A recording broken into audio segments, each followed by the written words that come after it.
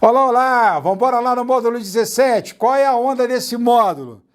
Checklist para o dia do Enem, né? Então, a primeira coisa que a gente vai fazer, ó, estratégia de intelecção do tema e dos textos motivadores. Então, o que eu vou fazer? Ó? Vou ler o tema e transformar numa pergunta argumentativa de primeira ordem. A manipulação de dados dos usuários da internet. Existe dificuldade para a educação de surdos? Existe uma democratização do acesso ao cinema. É isso que tem que ser feito. Assume posicionamento. Olha, esse posicionamento tem que ser racional, tem que ser um posicionamento lúcido, alguma coisa que você, de fato, seja defensável. Porque alguém diz, eu podia dizer que o cinema é democrático? Claro que não, porque você tem todos os dados estatísticos lá, mostrando que no Brasil o acesso ao cinema não é democrático, então é muito complicado. Mesma coisa. Eu poderia dizer que a formação para os surdos no Brasil é boa? Ora, se você lê os motivadores e verificou lá que tem uma lei, mas que na prática essa lei não é cumprida, fica difícil defender esse ponto. Agora, no da manipulação dos dados, alguém mais ousado, talvez com maior capacidade de expressão nessa área tecnológica, poderia tentar dizer que, em última instância, a decisão continua na mão do internauta. Não é fácil, mas seria possível. Então, o que eu quero que você seja é lúcido, é lúcida. Você tem que saber o que você está tentando construir. Muito bem. Assuma um posicionamento, como a gente está dizendo. Veja se é possível acrescentar algumas perguntas de segunda ordem para sustentar seu ponto de vista. Exatamente. Por exemplo, por que não há democratização do acesso ao cinema? Porque a gente percebe, pelos próprios dados que estão ali na prova, que essas salas, que apesar de terem dobrado, elas estão concentradas em zonas mais abastadas. Então, a periferia está sem acesso ao cinema. Por que que a formação, que o surdo encontra dificuldade na formação? Tá claro, aqui está a lei, mas olha o número de matrículas dos surdos diminuindo. Então, eu tenho que dialogar com o motivador para que eu consiga selecionar alguns aspectos que eu vou trazer para o corpo da minha dissertação para serem comentados, para serem avaliados. Muito bem. Leia os textos motivadores e veja que novas perguntas argumentativas e expositivas surgem. Com certeza. Com certeza. Outro dia eu estava comentando com a menina, naquele dos surdos. Ora, tem um cartaz que ele diz assim, eu sou pós-graduado, tem lugar para mim na sua empresa.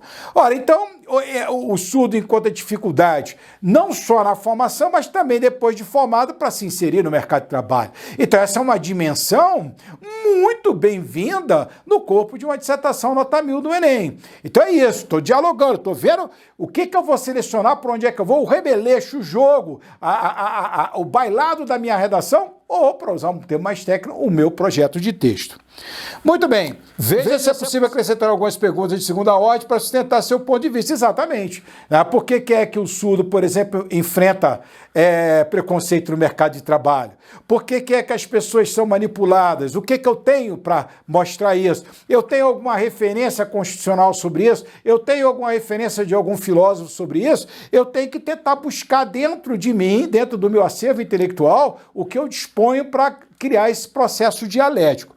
Leia os motivadores e veja que novas perguntas argumentativas e expositivas surgem. Eu acho que falamos um bocado já, né? Muito bem.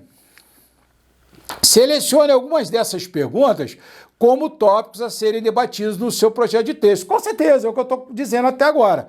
Considerando o seu posicionamento e os tópicos a serem debatidos, pense numa proposta de intervenção. Monte o projeto de texto. O projeto de texto, ele é um processo dialético. Então, as linhas vão brotando no texto porque eu vou dando resposta às perguntas que eu formulei para responder no meu texto, entende? Então, ele não é um piscar de olhos, ele não é, o texto ele não surge do nada, ele tem um processo dialético e eu vou construindo como resposta a esse processo dialético. Isso é muito importante. Muito bem. Muito bem, então vamos adiante. Estratégia de geração de enunciados. Quais os cuidados que eu tenho que ter?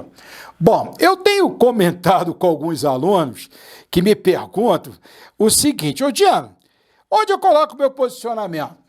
Eu, assim, com toda a franqueza e honestidade, eu gosto muito de colocar meu posicionamento na primeira linha. Por quê? Mas professor, peraí, eu vi as redações, tem redações muito boas que começam com a citação e tal, e depois só no final da introdução que ele coloca o posicionamento. Nenhum problema, tá valendo, é excelente. Agora eu morro de medo de esquecer de colocar o posicionamento. Vocês viram que quando eu estava examinando as redações Nota 1000, eu fiz questão de falar, aqui ainda não teve o posicionamento. Então se eu coloco logo o meu posicionamento, por exemplo, se eu começo dizendo o seguinte, né? Quando se considera a concentração de salas de cinema no Brasil, percebe-se que o acesso a essa importante meio cultural não é democrático. Pimba, dei logo o pau lá, dei logo uma cacetada, já resolvi minha parada. Você está entendendo? Mesma coisa, se eu coloco ali, né? O decréscimo da matrícula de número de surdos nas escolas, né, demonstra as dificuldades de formação para esse importante segmento da sociedade brasileira, ou desse importante segmento da sociedade brasileira. Tá, beleza, ficou legal. Muito bem. Então, eu gosto muito disso, Mesma coisa, né? Quando se percebe o cotidiano das redes sociais e da internet, constata-se que, de fato, há manipulação dos usuários. Eu acho isso muito importante, eu acho que isso facilita e evita que eu acabe me perdendo no corpo da dissertação. Adiante. E acabou logo após a citação ou passagem, caso tenha encontrado uma adequada ao contexto do tema. Então é aquela velha história. Se eu tenho ali uma passagem como aquela do Steve Jobs, aquela do Black Mirror, ou no caso também do George Orwell, que apareceu muito nesse tema de 2018, beleza. Mas o importante é que eu nunca esqueça do quê? Nunca esqueça que eu tenho que me posicionar e isso é essencial para a prova do Enem. Lembre-se de que, sem um posicionamento claro, não existe texto argumentativo. Com certeza. Se você não responder a pergunta do tema, tua redação está prejudicada. Não vai tirar zero, não quer dizer isso, mas quer dizer que você vai perder muito ponto. Cuidado com isso aqui. Elabore parágrafos de 6 a 7 linhas, divididos em 2 ou 3 períodos, sempre em torno da resposta a uma pergunta argumentativa ou expositiva. Lembra da crítica que eu fiz, que tinha uma redação que estava com os períodos muito longos? Eu sempre gosto assim, eu afirmo ou nego, desdobro o ponto. Afirmo ou nego, desdobro o ponto. Ou desdobro, afirmo ou nego, desdobro. Sempre períodos de 3 linhas. Ou eu faço um parágrafo de 6 a 7 linhas, um parágrafo com 3 períodos, ou um parágrafo com 2 períodos de 3 linhas e meia. Mas controlem isso, não deixem esses parágrafos quilométricos, não saiam colocando um monte de gerúndio, nada disso. Beleza, não escreva períodos com mais de 3, no máximo 4 linhas, isso aí a gente tem repetido muito.